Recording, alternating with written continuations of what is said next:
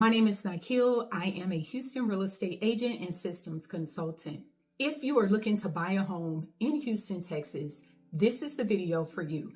If you are feeling like it's just a chaotic process or you're confused and you need more clarity, then watch this video because I'm going to break down the 7 steps that I use for my buyers to walk them through the process of buying a home in Houston, Texas. So make sure you stay locked in and let's get into this video. So in this video, you're going to learn the 7 steps. We're going to discuss those 3 cost buckets, and you're going to have a clear timeline that keeps everything organized for you when you get ready to purchase your home. So let's move into step 1. So step 1 is not what most people think. Most people think step 1 is looking at houses. Step 1 is making sure that you have a clear understanding of what monthly payment you are going to be comfortable with. Okay, so the way that you want to do that is something that I call reverse engineer. You want to think about, your taxes, which can vary. You want to think about the insurance costs, the HOA. Think about the cost of those things and keep that in mind, as well as your monthly price point in terms of what you want to pay for your mortgage. So I put these numbers into a simple tracker so we're not redoing math every time you want to go and take a look at a home.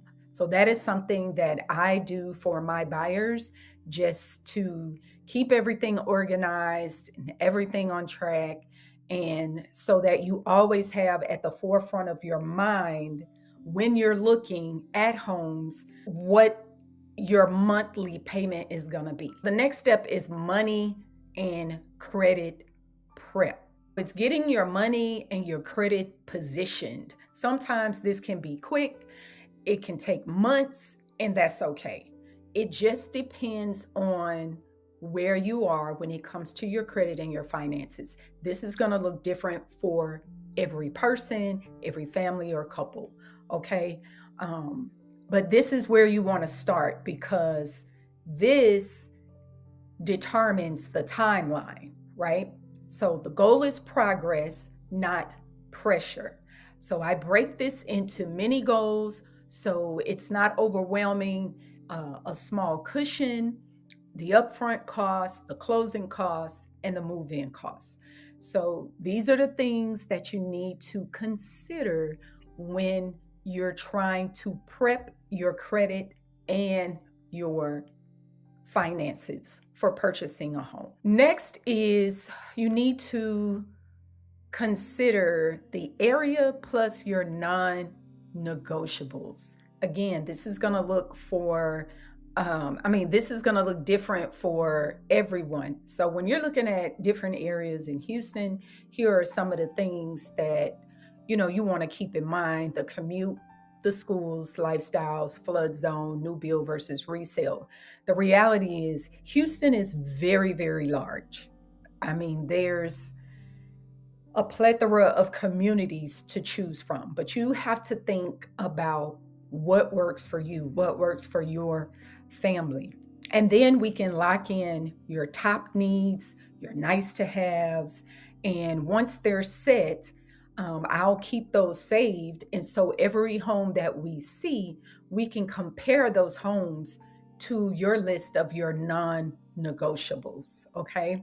And that way you're not getting distracted by pretty finishes and things that don't really fit into your day-to-day lifestyle. The next step is pre-approval strategy.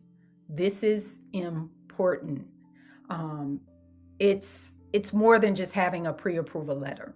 It's a strategy, right? You want a lender who's going to communicate clearly with you. You want a program that's going to fit your plan, your budget, your needs, and you want answers before you're under the pressure to buy or that process of buying a home.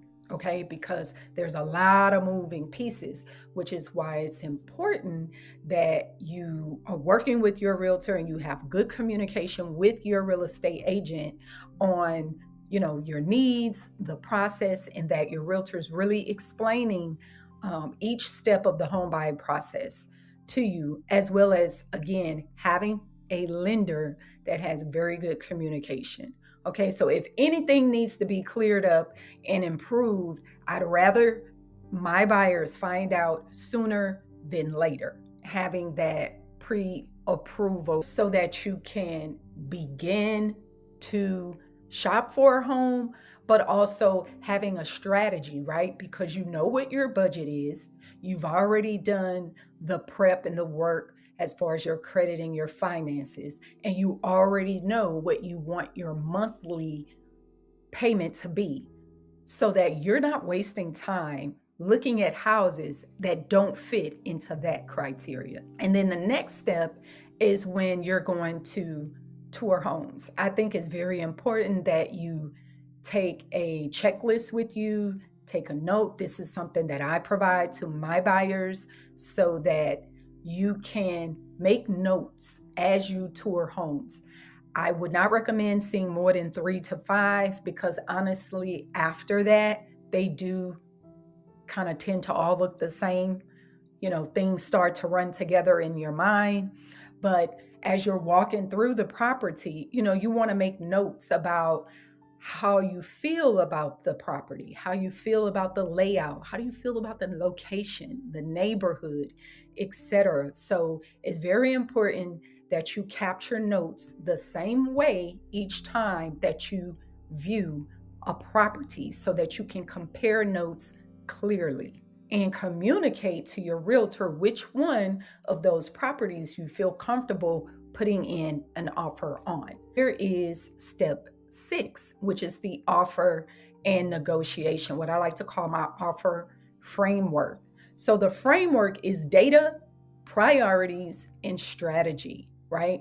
So the data, we want to make sure we're looking at the facts, and it's not just feelings. What does the data say about the neighborhood, recent sales in the neighborhood? What is the market saying about, whether that's interest rates or programs that might be available to you if you're a first time buyer? We want to look at the priorities. Again, what are your must haves? We want to make sure that your must haves stay protected. And that's why I discuss these with my buyers early on. We want to look and take a look at strategy, right? You want to move wisely. You don't want to feel rushed during this process of buying a home. And you want to make sure that you're choosing the strongest move and putting in a great offer on the property that you feel is going to be best for you or your family. I always explain the why, and because confidence comes from understanding, right? So it's important we have these discussions, and I make sure that my buyers are clear, they have an understanding, so they know the process and how we're moving from step to step. All right. So in the next step, which is the last one, this is the one that mostly everybody enjoys, which is contract to keys or contract to close, right? During this particular step, we have a few things that happens during this process. We have our inspections, option period, appraisal, underwriting, the final walkthrough, and then ultimately closing day. There are multiple moving pieces during this phase of the home buying process. So I map these as a timeline, and I go into more details about this. I do have a home buyer's guide that I give each of my buyers that explains all of these steps in great detail. Checking in with my clients consistently during each of these steps just to ensure that my clients are feeling good, they're feeling confident about the process and the steps and the decisions and timelines and things of that nature that we're making during this process. Because I truly believe that communication is key. When you are buying a home, there's upfront costs, There's closing costs and there's moving costs. And most of the time, people are only thinking about either the down payment or the cost to actually purchase the home. We have these three buckets. So our upfront costs are what you pay before closing. The closing costs are the lender and the title fees plus any prepaid items. And then your moving cost is typically what you need to pay after you've moved into the property, like your movers. You have utilities need to be turned on, any repairs. And I don't mean repairs like necessarily immediately when you move in, but also that depends, because some of you may be buying a resale home and you may decide that you'll handle some of the repairs after move-in if they were not negotiated or agreed upon. And then there's also furniture and other items that you may want to purchase after you move in.